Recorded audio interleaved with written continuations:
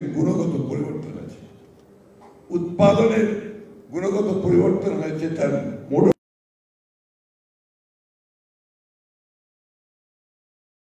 মিলিয়ে বিশ্বের যে অর্থনৈতিক ব্যবস্থা, সেই অর্থনৈতিক ব্যবস্থার পরিবর্তনের ফলে আজকে শ্রমিকরা ক্রমশই তাদের গুরুত্ব হারিয়ে ফেলছে এবং শ্রমিক আন্দোলন কোথায় সেই কারণেই তার গুরুত্ব হারাচ্ছে। দুর্ভাগ্যজনকভাবে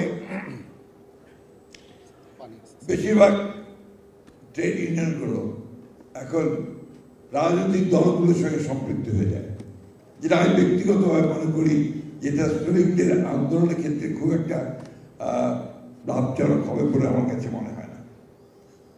কারণ যে বিষয়গুলো ইস্যুগুলো নিয়ে আপনারা বার্গেন করেন, সেই বার্গেন করার সময় সরকারি দলের সব দেখবেন, আমরা যেটা লক্ষ্য করি যখন সরকার চেঞ্জ হয় আপনাদের ইউনিয়নগুলো চেঞ্জ হয়ে যায়, সব ওই সরকারি দলের সমর্থক হয়ে যায়। আবার যখন আপনার আরেকটা পরিবর্তন হয় আবার সবাই পরিবর্তন হয়ে যায়। যারা আমাদের শ্রমিক দল যেহেতু জাতীয়তাবাদী শ্রমিক দল নাম দিয়ে তারা আন্দোলন করছেন এবং দীর্ঘ আন্দোলন করেছেন এই সময়গুলোতে, সেটাও গণতন্ত্রের পুনরুদ্ধারের আন্দোলন, শ্রমিক শ্রেণীর তারা কথাটা ভালো বলেনি আপনাদের জন্য, শ্রমিক শ্রেণীর স্বার্থের জন্য আন্দোলন কিন্তু আমি এই সময়টাতে খুব কম দেখেছি। যে কারণে আমার কাছে মনে হয় যে এইখানে একটা মৌলিক একটা চিন্তা ভাবনা করা দরকার যে শ্রমিক ইউনিয়নগুলোকে, ট্রেড ইউনিয়নগুলোকে কি করে আরো বেশি শ্রমিকদের ইন্ডাস্ট্রি এবং অর্থনীতি যে কাজে লাগানো কিভাবে যায়, তার গুণগত পরিবর্তনটা কিভাবে করানো যায়। আমরা আমাদের প্রাক্তন নেতাদের অনেককে দেখেছি, যেমন কাজী জাফর আহমেদ শ্রমিক আন্দোলনের সঙ্গে জড়িত ছিলেন, কারণ মুজাফর আহমেদ শ্রমিক আন্দোলনের সঙ্গে জড়িত ছিলেন।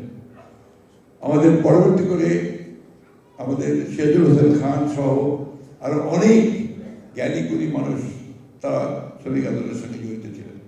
পরবর্তীকালে কেউ মন্ত্রী হয়েছেন, কেউ অনেক বড় বড় দায়িত্ব পেয়েছেন।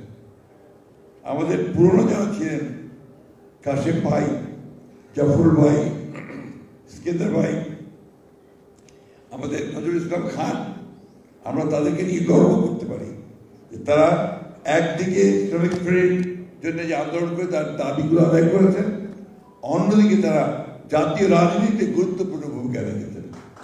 এই বিষয়গুলো আমি এই জন্য বলতে চাই যে আজকে আপনাদের এই সম্মেলনের যে সাজিয়েছেন আপনারা, এখানে আমি দেখলাম যে আপনারা শুধু আমাদের বক্তব্য, এইসব বক্তব্যের দিকে গুরুত্বটা বেশি দিয়েছেন।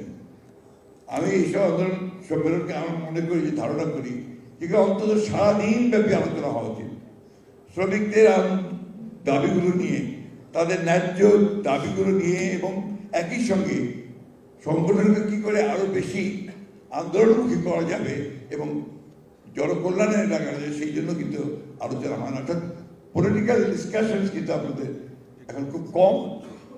এই জিনিসগুলোর দিকে আপনাদের জোর দেওয়া উচিত বলে আমি মনে করি। আপনারা অনেকে হয়তো আমার বক্তব্যে খুশি হবেন না, কিন্তু আমি কথাগুলো বলছি আমার অভিজ্ঞতা থেকে। আপনাদের পানি উন্নয়ন বোর্ডের এই জাতীয়তাবাদী শ্রমিক দলের সঙ্গে আমার সম্পর্ক দীর্ঘকালের। আমি যখন আমার প্রথম রাজনৈতিক জীবন শুরু করি তখন এই কাশিম ভাইয়ের সঙ্গে আমার পরিচয়। আমার এলাকাতে আমি পানি উন্নয়ন বোর্ডের শ্রমিকদের নিয়ে অনেক আন্দোলনের নেতৃত্ব দিয়েছি, কারণ আমরা তখন এরশাদের সময় জাতীয় পার্টি সরকারের সমস্যা ছিল এবং পানি উন্নয়ন বোর্ড জড়িত ছিল, আমাদেরকে সেই আন্দোলনের সম্পৃক্ত হতে হয়েছে, আমরা কাজ করেছি। তবে পানি উন্নয়ন বোর্ডের সঙ্গে আমারও একটা আপনার কিছুটা বলা যাবে যে হোস্টাইল সম্পর্ক ছিল সেই সময়, কারণ আমার ঠাকুরগাঁতে পানি উন্নয়ন বোর্ডের একটা গভীর নলকূপ প্রকল্প ছিল। সেই প্রকল্পটিকে আমরা পানি উন্নয়ন বোর্ড থেকে নিয়ে এগ্রিকালচার মিনিস্ট্রির বরেন্দ্র বহুমুখী প্রকল্পতে দিয়েছিলাম। সেই সময় আমার নেতারা আবার ওটা অনেক অসন্তুষ্ট হয়েছিলেন, কিন্তু ওইটা এখন কিন্তু আপনার অত্যন্ত ভালোভাবে চলছে, ওই প্রকল্প চলছে। আপনাদের অনেকগুলো প্রকল্প আছে। আমি কিছুক্ষণ আগে কথা বলছিলাম জিকে প্রজেক্ট, যেটা গঙ্গা কপোতাক্ষ প্রজেক্ট, আপনাদের তিস্তা প্রজেক্ট, এবং আমি এখন যেটা আমার কাছে মনে হয় যে সবচেয়ে বেশি যে জিনিসটা প্রয়োজন যে আমাদেরকে পানি সংরক্ষণ করা প্রয়োজন। পানি কমে যাচ্ছে, সে সঙ্গে পানির দুষ্প্রাপ্যতা দেখা যাচ্ছে, আর ডিপ টিউবওয়েল ইউজ করে আমরা ভূগর্ভস্থ পানি ব্যবহার করছি। কিন্তু পানি যদি আমরা সংরক্ষণ করতে পারি, তাহলে কিন্তু আমরা সেই পানিকে প্রয়োজনে ব্যবহার করে আমরা কৃষকদের যে প্রয়োজন, কৃষির যে প্রয়োজন, সেই কৃষির প্রয়োজনটা আমরা মেটাতে পারি। আমাদের স্বাধীনতার ঘোষক শহীদ প্রেসিডেন্ট জিয়াউর রহমান, তিনি খাল খনন কর্মসূচি দিয়ে শুরু করেছিলেন। তার ওই যে একটা ইনোভেটিভ চিন্তা ছিল যে আমাদের সমস্ত খালগুলো যদি আমরা আবার পুনরুদ্ধার করতে পারি, তাহলে সেই যে পানির সমস্যা আমরা সমাধান করতে পারবো। এটাকে পানি উন্নয়ন বোর্ড কিন্তু আগামীতে তাদের বিভিন্ন প্রজেক্ট হিসেবে প্রকল্প নিয়ে আসতে পারে, যেটা অবশ্যই আমাদের সার্বিক অর্থনীতিতে একটা ইতিবাচক ভূমিকা রাখতে সক্ষম হবে।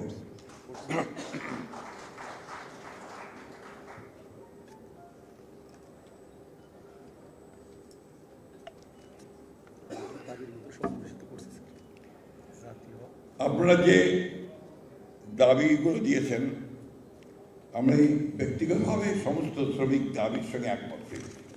কারণ আমি তো বিশ্বাস করি যে শ্রমিকদের ঘামের উপরেই সভ্যতা গড়ে ওঠে, এটাতে আমি বিশ্বাস করি।